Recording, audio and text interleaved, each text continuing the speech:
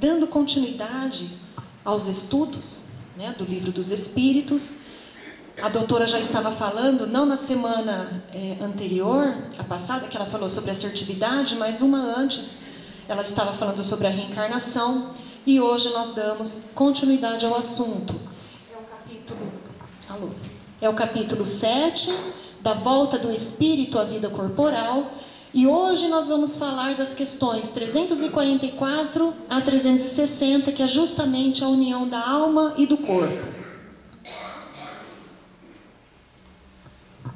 Desde o momento da concepção, né, da vida humana, quando tem o encontro da célula masculina e feminina, o espírito designado para tomar determinado corpo, a ele se liga por um laço fluídico que vai se encurtando cada vez mais até o instante em que a criança vem à luz.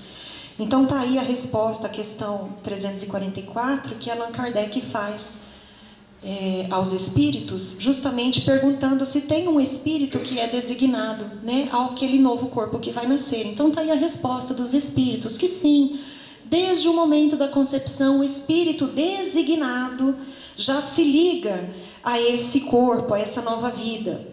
Ele não está animando, como nós entendemos, assim, nós temos esse corpo físico, que quem anima este corpo físico é o espírito, com seu perispírito, ou seja, a nossa alma. Não é dessa forma, nós vamos entender mais para frente. Mas já tem um espírito ligado por um cordão fluídico que fica junto a este corpo que está em formação. Então, dificilmente virá um corpo, né? Vai ser formado um corpo de matéria física sem a animação de um espírito, sem um espírito designado a habitar esse corpo. E nós vamos ver em que situações que isso acontece. Pelo fato de haver a concepção, né, aí a partir desse momento já ter um espírito ligado a essa matéria, está aí um motivo para nós não cometermos o aborto. Por isso que o aborto é crime, né? Então está aí a explicação, porque já tem uma vida e um espírito designado a animar, a habitar esse novo corpo. Mas os laços que prendem o espírito ao corpo em formação são muito frágeis. Esse cordão fluídico é frágil, porque ele não está totalmente vinculado 100%. Porque esse vínculo vai acontecer no momento do parto, ali no finalzinho da gestação, próximo ao nascimento. Então, a fragilidade acontece justamente por conta disso, porque não está 100% acoplado. E esse laço é fácil de romper. Pode ser rompido pela vontade do espírito que recua ante a prova escolhida. Ou seja, o espírito que foi designado a animar aquele determinado corpo que está em formação, quando ele percebe que ele está em vias, né, de vir a termo, de nascer, ele pode se assustar, porque ele ainda tem a consciência. E nesse momento, nesse estado de perturbação, que é uma fase de transição, que ele vai novamente reencarnar, ele pode se desesperar e achar que não vai dar conta de passar por aquelas expiações, por aquelas provas, então ele recua, ele volta atrás. E aí o laço se rompe. Então, é uma possibilidade, né, do espírito recuar ante a prova escolhida. Está na questão 345. As imperfeições da matéria, na maioria das vezes, são a causa dos abortos nos primeiros meses de vida intrauterina. Então, esses abortos que acontecem logo no início da formação dessa nova vida, essa matéria, o fato das imperfeições, muitas vezes ocorridas por conta de desequilíbrios no perispírito, desse espírito em vidas anteriores, pode ocasionar o aborto. E aí vai falar assim, mas é prova para quem? Para o espírito que foi designado, que viria a nascer, ou para os pais? Na maioria das vezes é para os pais. Justamente para testar, para colocar em prova a fé, né, em Deus. Nesses casos, o espírito aguarda a formação de um novo corpo, numa nova concepção. Nada acontece por acaso no plano espiritual. Nós não sabemos, nós não temos a recordação de como foi feito o nosso planejamento reencarnatório, certo? Nós não temos esse conhecimento. Mas foi feito um planejamento. Muitas vezes nós pedimos determinadas provas, determinadas expiações, mas não somos nós que resolvemos isso 100%. Tem toda uma equipe, né, de espíritos, amigos, que nos auxiliam a ver o que é melhor para nós. E nada acontece sem a permissão do nosso Pai Maior, porque Ele é o único que sabe ainda o melhor, né, o que é melhor para nós. Então está aí a explicação encontrada na questão 346 do Livro dos Espíritos. E a pergunta 347, qual a utilidade, né, que tem para o espírito a sua encarnação num corpo que morre poucos dias depois de nascer? Uma criança que nasce com malformação, com anencefalia, né, que vem a morrer posteriormente, depois de dias ou semanas, qual é a finalidade para o espírito, né, que está designado para passar por isso? Aí tem a resposta dos espíritos. Quase sempre nesses casos de morte prematura do bebê, é uma provação para os pais. Como nós dissemos, né? Para ver se realmente tem fé, se acreditam nos desígnios de Deus, na providência divina, se conseguem realmente colocar em prática quando a gente diz assim, não cai uma folha de uma árvore sem que nela esteja a vontade do Pai, não cai um pardal do céu, né, sem que seja a vontade de Deus. A gente costuma falar isso até para acolher e consolar os amigos que passam por dificuldades, mas será que nós conseguimos vivenciar isso, colocarmos em prática isso? Então é justamente para testar a nossa fé. Alguém aqui já ouviu falar de Jó, do livro de Jó que tem na Bíblia, no Velho Testamento? Ele foi o mais testado, não é? Quando o diabo disse assim para Deus, tira tudo dele, eu quero ver se ele vai continuar firme e forte na crença dele, acreditando e sendo devoto de Deus. Aí Deus falou assim, eu tenho certeza, porque ele é um homem bom, eu tenho certeza que ele vai continuar. E realmente ele autoriza, né? Deus autoriza o diabo a ir lá e retirar todos os bens dele. E ele continua firme e forte, acreditando em Deus, acreditando na providência divina. Ele não tem a fé dele abalada. E aí depois, novamente, ele é testado.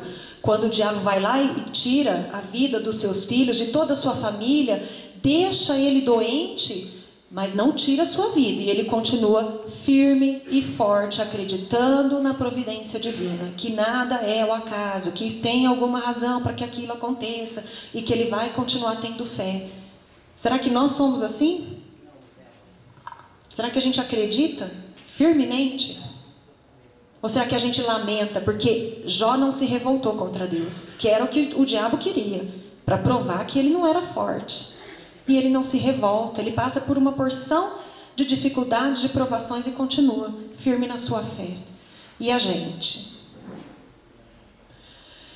Testam a resignação, a vontade de Deus e a fé, pois ter fé em Deus, quando Ele nos dá tudo o que nós pedimos, é fácil, não é? O difícil é manter a fé quando Ele nos diz o quê? Não, Patrícia, isso aí para você não vai ser bom. Então não adianta eu mandar que você não vai dar conta. Aí eu choro e esperneio. E aí eu me volto contra Deus. Puxa vida, ó, para fulano ele deu, para fulano faz, ó, para quando chega a minha vez não posso. Taquei pedra na cruz, né? Como que é? Salguei a Santa Ceia. Aí a gente começa a blasfemar e reclamar. Não é assim? Mas então tá aí, ó.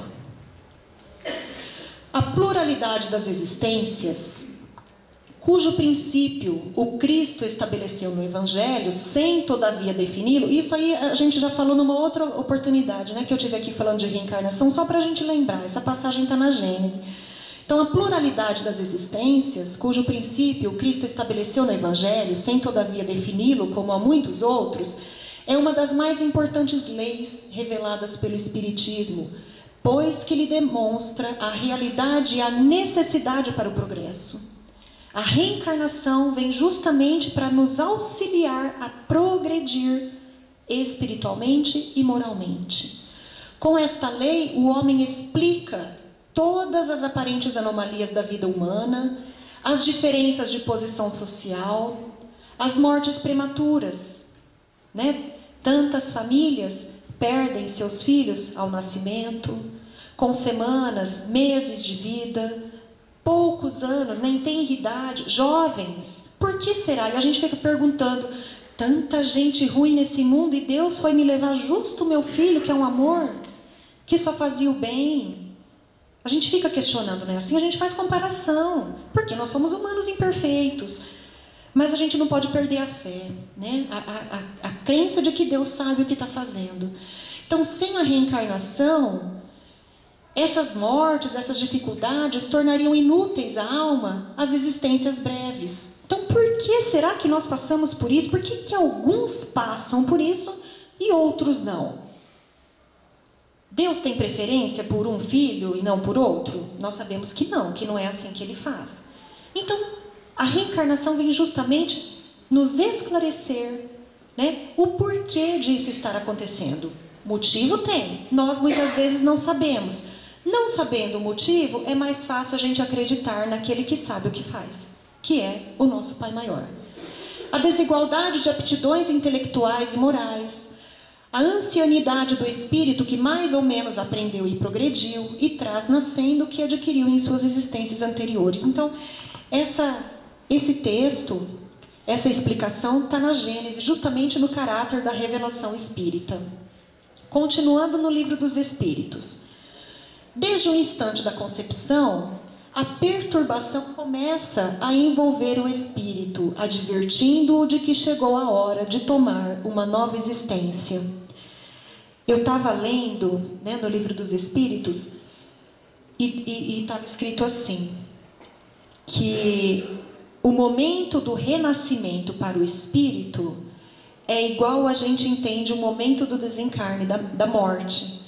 Para nós é um suplício, é um sofrimento, mas para quem está renascendo, sabendo que a verdadeira pátria é o plano espiritual, quando vem para cá, também é um suplício.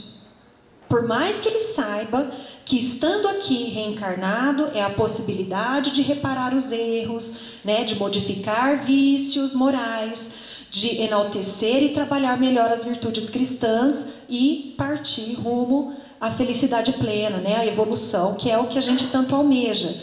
Então, para o espírito que está reencarnando, também é angustiante, porque ele está deixando o local, a verdadeira morada dele, para reencarnar num mundo de provas e expiações. Então, ele entra nesse estado de perturbação, de aflição, até o momento do nascimento, que é onde toda a sua memória se apaga, né? É o véu do esquecimento. E aí ele vai retomando as aptidões conforme o desenvolvimento dos seus órgãos, do seu corpo físico. E aí tem todas as fases da vida humana, infância, adolescência, juventude, fase adulta e até chegar na maioridade, né? Na melhor idade que a gente costuma falar. Essa perturbação vai crescendo até o nascimento. Nesse intervalo, o estado do espírito se assemelha ao de um espírito encarnado durante o sono físico.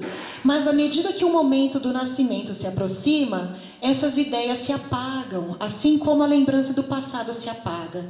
Mas essa lembrança lhe volta pouco a pouco à memória no seu estado de espírito. Com o tempo, o espírito vai recobrando a sua memória. E é daí que surgem as aptidões. Por que algumas crianças têm o dom da música, o dom da arte, né, o dom da oratória? Surgiu assim, do nada? Ou ele está retomando, recobrando aptidões que ele já teve em vidas anteriores? Então é aí que vai despertando aos poucos os talentos que o espírito já tinha. Se forem úteis a essa nova existência, para passar pela expiação e pelas novas provas, tá? Por isso que muitos talentos nós temos, mas ficam em estado de latência, ficam dormentes, porque talvez não sejam úteis nesse momento. O espírito recobra a plenitude de suas faculdades de forma gradual no novo corpo, porque elas se desenvolvem gradualmente com os órgãos. Nessa nova existência, ele precisa aprender a se servir desse novo instrumento que será o meio de manifestação dele durante toda a sua existência na Terra, que é o que nós já dissemos anteriormente. Não sendo completa a união do espírito ao corpo, não estando definitivamente consumada, senão depois do nascimento, poder-se-á considerar o feto como dotado de alma? É uma pergunta que Kardec faz aos espíritos, na questão 353.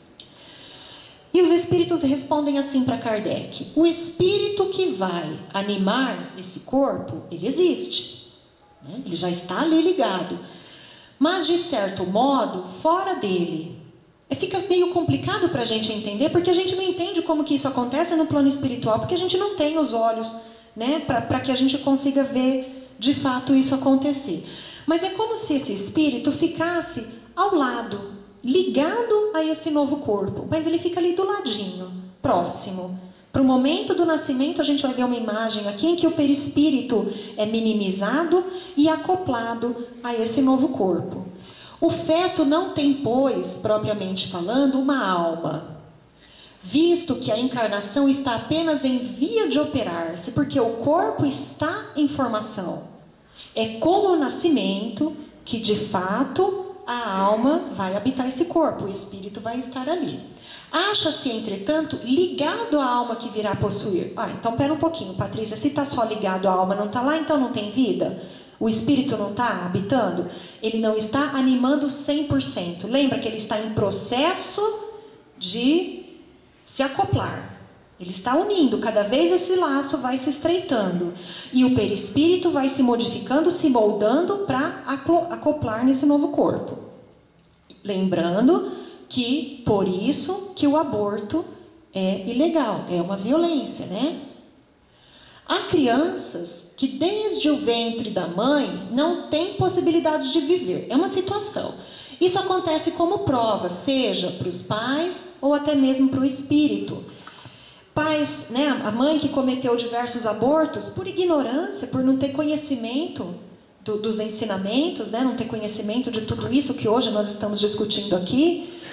E ela vai cometendo diversos abortos, achando que aquilo é o melhor, porque muitas vezes ela não tem condições de cuidar dessa criança, não tem condições financeiras, emocionais e tudo mais, a situação é complicada e ela vai cometendo aborto. Porque o pai da criança não aceita, a família tem todo um problema, então é melhor abortar.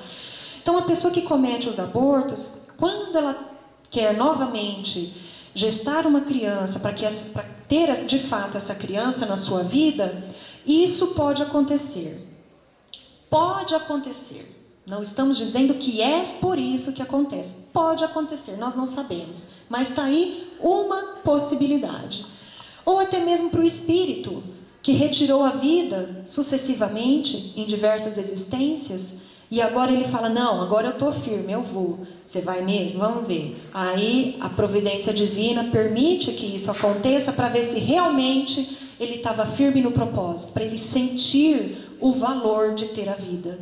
Então nós não sabemos, é prova para o pai, né, para os pais, ou para o espírito que está vindo a nascer novamente. Da mesma forma, há casos de natimortos, crianças que já nascem mortas, para as quais nenhum espírito foi designado para assumir seus corpos, servindo igualmente de prova aos pais. Isso acontece? Acontece. Crianças que nascem mortas, né? A mãe dá à luz e o bebê está morto. Aí, provavelmente, pelo que está dizendo aí, talvez nem tivesse um espírito ligado a esse novo corpo. Mas por que a providência divina permite que isso aconteça? Para que os pais valorizem a vida daquele ser humano. Porque muitas vezes eles planejaram uma vida com essa criança.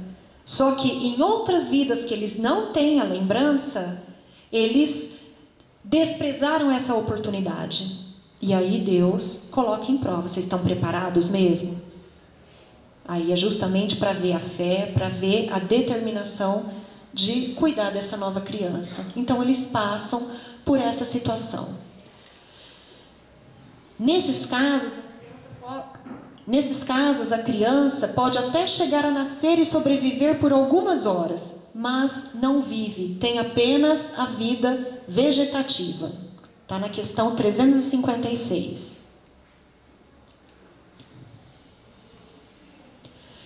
toda criança que sobrevive tem um espírito encarnado em si. A imagem está ruim, mas vocês estão vendo, é um bebê, tá? Aqui a cabecinha está meio funda, está abaulada, porque é uma criança anencéfala, nasceu sem o cérebro. Por que razão será? Por que isso acontece?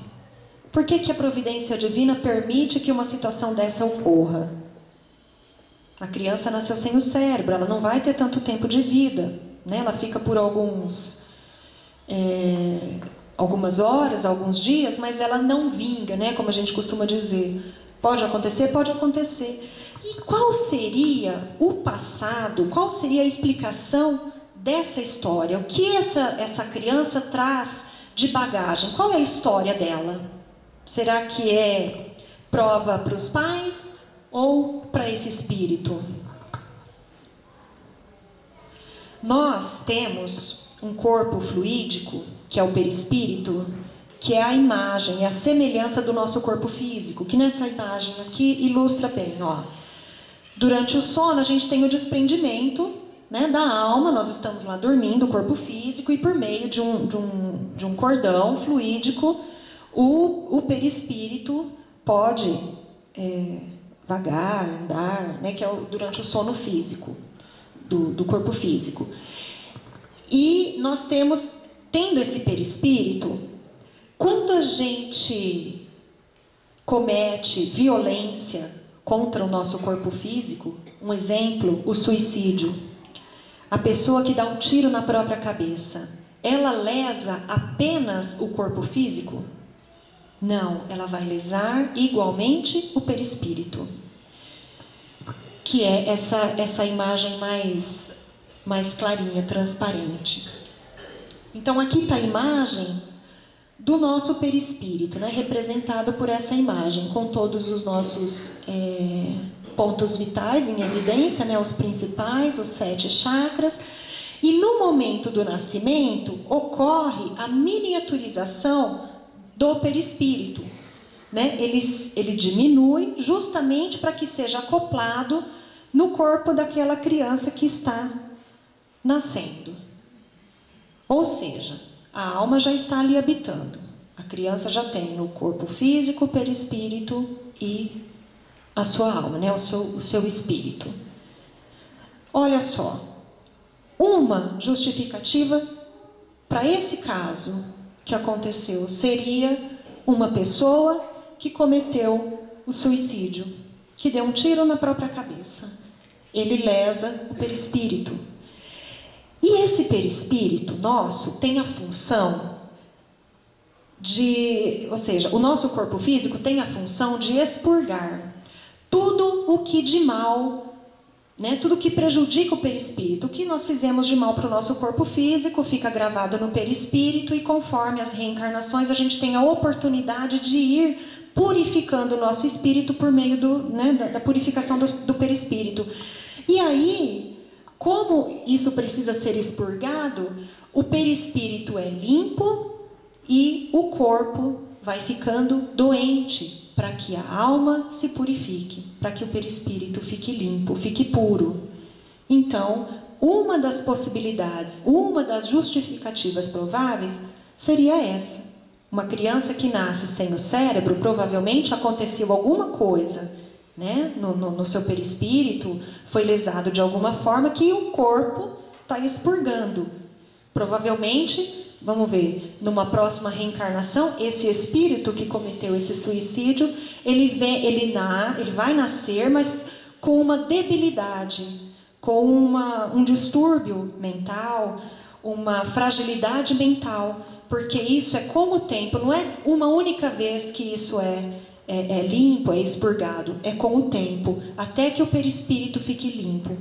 Por isso a gente não pode, ou não deveria, reclamar das doenças que nos afligem. O câncer, ninguém quer, né, gente? A gente não quer isso para a vida, mas pode ser uma das explicações, uma das justificativas, o porquê disso, né? Por que eu tenho um filho que tem limitações mentais, físicas? Nós não sabemos. E a oportunidade divina é que nós exercitemos o amor, a compreensão, a compaixão e a fé. Né? Então vamos tentar tirar algo de bom dessas situações. Nenhum problema, isso quem disse foi Emmanuel, nenhum problema aparece ao acaso. E por isso é imperioso a gente se armar de amor para que a gente consiga lutar intimamente e passar por cima de todas essas dificuldades, acreditando que, tendo fé e esperança, amanhã será um novo dia. André Luiz nos diz: se você encontrar uma pessoa difícil em sua intimidade, essa é a criatura exata que as leis da reencarnação lhe trazem ao trabalho de burilamento próprio. Abençoemos se quisermos ser abençoados. Então são as oportunidades que Deus nos dá para que nós sejamos melhores a cada dia. Sempre pensando no melhor para nós. E a gente não acredita, a gente acha que quem sabe o que é melhor para nós, quem é? Somos nós, né? Nós sabemos, eu sei o que é melhor para mim. Será? E aí, uma das perguntas, né? Duas perguntas aí que a gente costuma fazer. Por que morrem crianças e jovens com câncer? Por que Deus permite isso? Por que nascem crianças com retardo mental? Por que Deus permite tudo isso? O que essa criança fez? Essa criança aqui, provavelmente nada. Mas o espírito que foi designado a habitar esse corpo, provavelmente lá atrás, fez algo. Não é? E nós não sabemos o que foi. Porque o corpo físico funciona como um exaustor que absorve as impurezas do corpo espiritual durante a encarnação, né? O perispírito.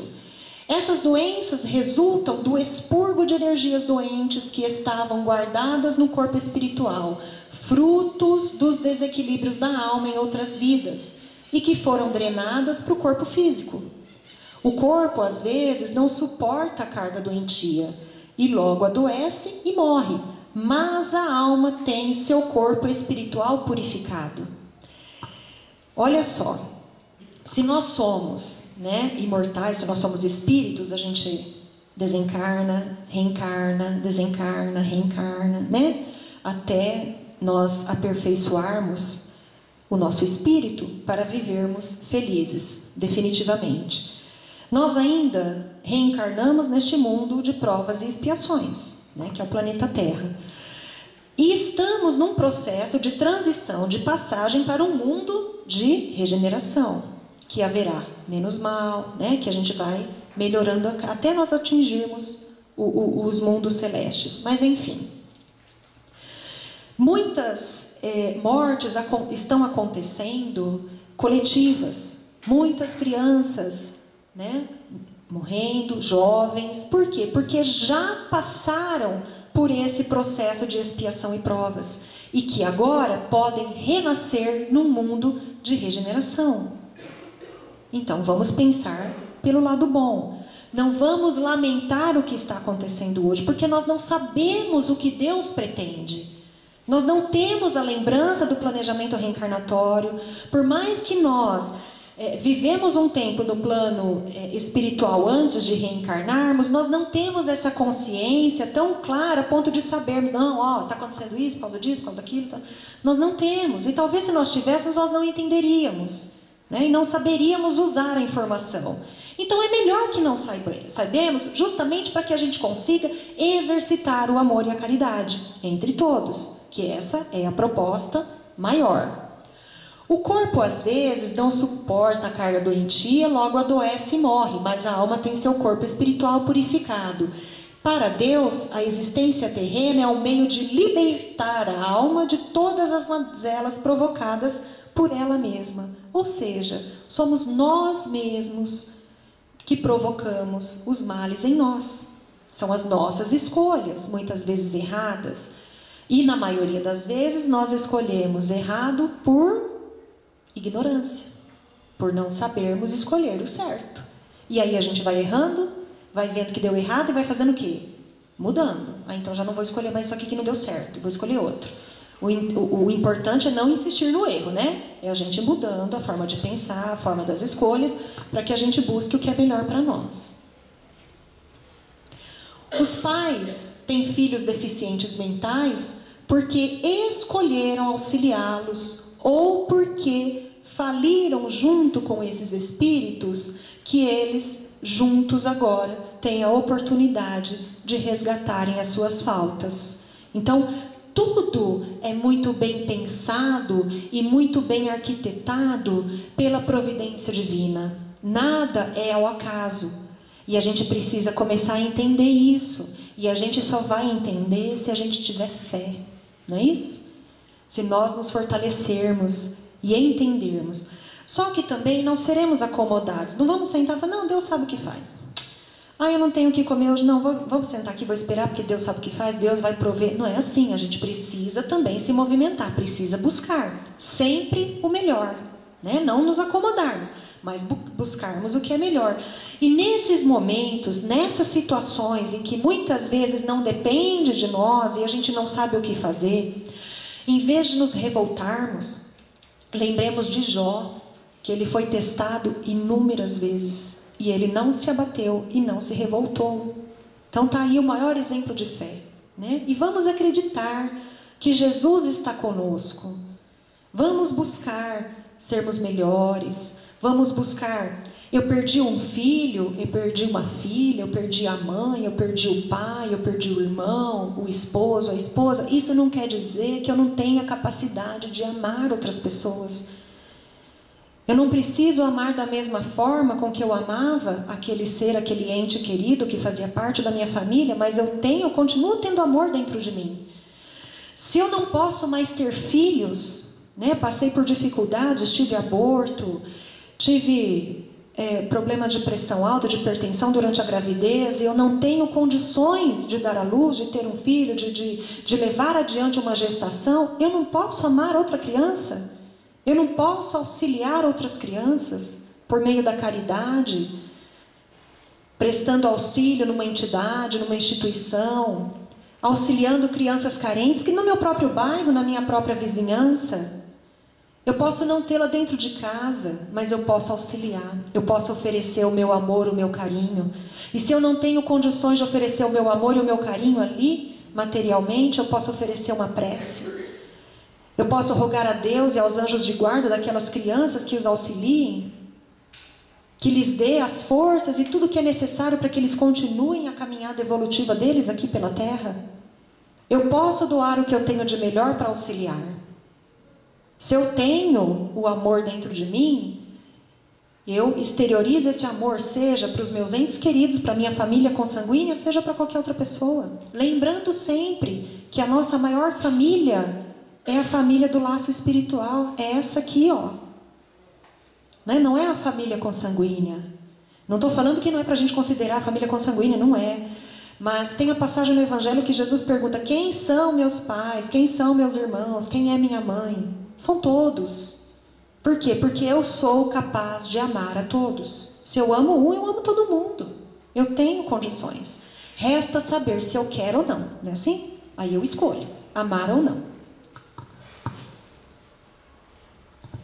Exceto se a vida da mãe estiver em perigo, aí está a questão 359, haverá sempre crime em tirar a vida de uma criança em qualquer época da gestação, porque isso impede a alma de passar pelas provas de que o corpo devia ser um instrumento.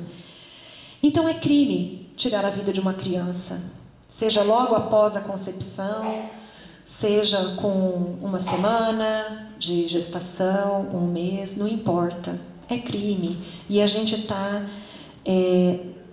nos prejudicando a nossa evolução, o nosso aprimoramento e prejudicando a evolução e a oportunidade daquele espírito que foi designado a habitar aquele corpo. Então, nós seremos responsáveis pelo nosso erro, pela violência causada a nós e pela violência causada ao outro. Seremos duplamente responsáveis. Então, que não façamos. A proposta era justamente trazer esse tema. Eu até acredito que a doutora nos próximos encontros, vai retomar e vai fazer um fechamento, né? Para que fique mais simples. Para a gente que estuda a doutrina, é até tranquilo esse assunto, quando a gente começa a ler, estudar e debater e tal. Não é fácil, porque nós ainda estamos muito apegados à matéria. Nós ainda temos a posse do meu filho, meu marido, minha mãe, é tudo meu, né? Não é da vida, não é do mundo, não é de Deus, é tudo meu. Ai, a minha família só eu posso falar mal. Não é assim? Meu filho, eu posso criticar, mas se alguém falar, eu viro um leão, viro uma fera. Né? Nós ainda temos essa posse, nós ainda somos donos, né, das pessoas que estão no nosso seio familiar. E a gente precisa aprender a amar de forma universal. E provavelmente a doutora vai voltar a falar sobre isso. E ela deixou bem claro para mim que essa palestra era justamente para esclarecer a perda dos entes queridos, em especial em tenra idade, quando criança, quando jovens, né, adolescentes. É duro, gente, a gente perder alguém que ama, alguém que a gente imagina que tem um futuro brilhante pela frente e até que a gente planeja esse futuro, muitas vezes para um filho, né, para uma filha, mas a gente não sabe o que está por trás de tudo isso. Deus sabe o que Ele está fazendo. Se eu dei amor, se eu cuidei, se eu criei, se eu fiz o meu melhor, e mesmo assim a criança desencarnou por alguma razão que não foi causada, né, ocasionada por mim e nem por ela, eu tenho que acreditar que Deus sabe o que está fazendo. Eu tenho que acreditar na providência divina, não é? Não é fácil perder alguém que a gente ama, provavelmente, mas a gente precisa chorar sim a perda, sentir saudades, né? Pode chorar, mas o importante é não se revoltar contra Deus, não achar que o mundo acabou por conta disso. Eu trouxe aqui para nós finalizarmos a conversa de hoje, um texto da Cecília Meirelles, se eu não me engano, não é espírita, olha que interessante, né? Não é de um autor espírita, mas eu achei assim de uma grandiosidade que vai ilustrar bem aqui o que a gente falou. Ele começa assim, ó: é difícil fazer alguém feliz, assim como é fácil a gente fazer alguém triste. É difícil dizer eu te amo, assim como é fácil a gente não dizer nada. É difícil valorizar um amor, assim como é fácil perdê-lo para sempre. É difícil agradecer pelo dia de hoje, assim como é fácil viver mais um dia.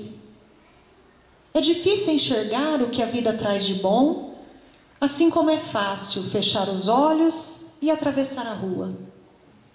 É difícil se convencer de que se é feliz, assim como é fácil achar que sempre nos falta algo. É difícil fazer alguém sorrir, assim como é fácil fazer esse alguém chorar.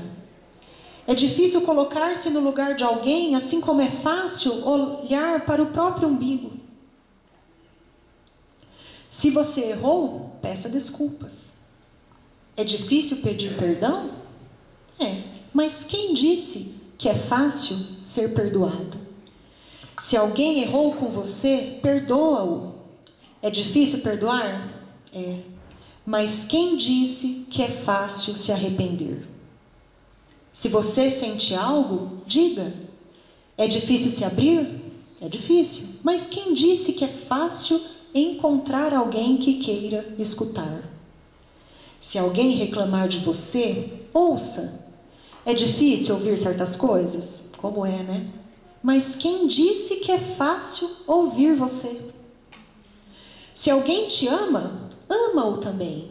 É difícil entregar-se? Mas quem disse que é fácil ser feliz? Nem tudo é fácil na vida, mas com certeza nada é impossível. Precisamos acreditar, ter fé e lutar para que não apenas sonhemos, mas também tornemos todos esses desejos realidade. Que Deus nos abençoe, nos dê uma semana de luz, de paz, mas acima de tudo, de fé e esperança em dias melhores. Muito obrigada.